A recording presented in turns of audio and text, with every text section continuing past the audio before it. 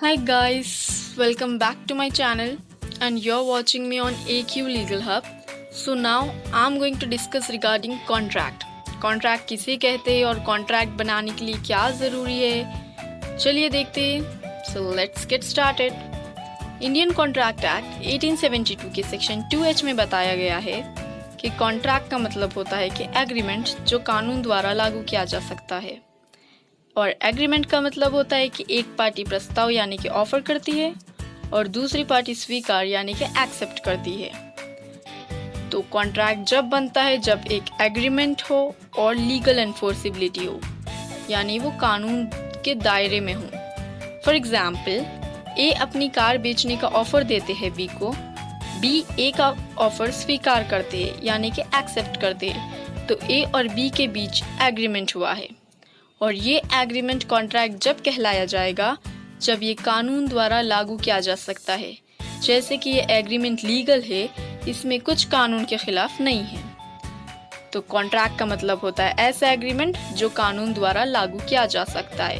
Contract is equal to agreement plus legal enforceability. तो आगे देखते हैं कि कॉन्ट्रैक्ट के एसेंशियल एलिमेंट्स क्या हैं, मतलब कि कॉन्ट्रैक्ट बनने के लिए क्या ज़रूरी है.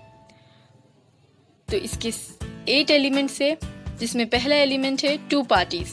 हर कॉन्ट्रैक्ट में 2 पार्टीज होना ज़रूरी है, जैसा कि एक जो ऑफर या प्रस्ताव करता है, दूसरी पार्टी जो एक्सेप्ट या स्वीकार करती है. इसका सेकेंड एलिमेंट है कॉम्पिटेंसी ऑफ पार्टीज.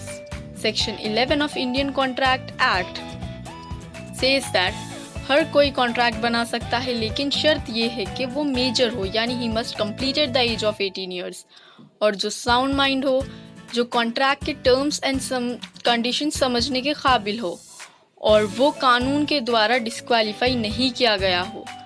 डिस्क्वालीफाई होना कानून के द्वारा मतलब अपराधी, वो कॉन्ट्रैक्ट नहीं बना सकता. So next moving towards the third element जो है फ्री कंसेंट.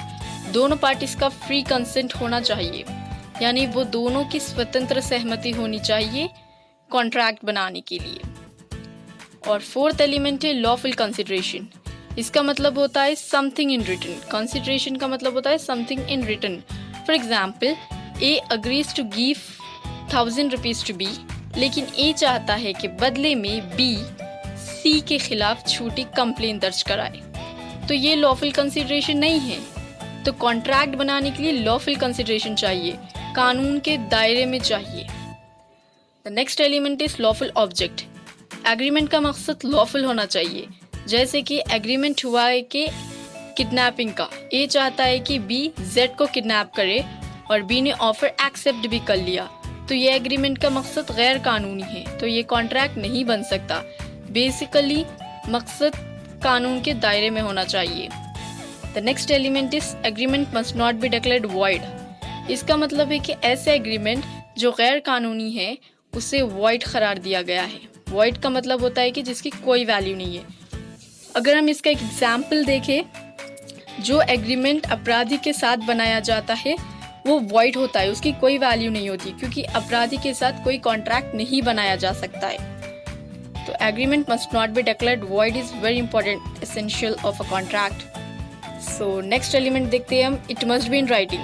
जब एग्रीमेंट बन जाता है तो दोनों पार्टीज को अपना अपना पार्ट परफॉर्म करना पड़ता है और इसे रजिस्टर्ड भी करवाना पड़ता है इंडियन रजिस्ट्रेशन एक्ट में.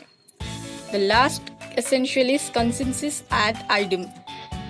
इसका मतलब होता है कि दोनों पार्टी सेम तरीके में सोचे. फॉर एग्जाम्पल, ए अपना व्हाइट हॉर्स सेल करना चाहता है बी को, और बी समझ रहे हैं कि वो ब्लैक हॉर्स बेचने वाले हैं, तो ये केस में दोनों पार्टीज अलग अलग सोच रहे हैं, वो बेच कुछ और रहे हैं और समझ कुछ और रहे हैं, तो ऐसे में कॉन्ट्रैक्ट की कोई वैल्यू नहीं है. दोनों पार्टीज की थिंकिंग सेम होना चाहिए, they should think in the same way, तभी कॉन्ट्रैक्ट बन सकता है. अगर दोनों अलग अलग सोच रहे तो वो कॉन्ट्रैक्ट वॉइड हो जाएगा. So I hope you understood everything. If you have any doubts और query you can ask me in the comment section. So hope you will like this video.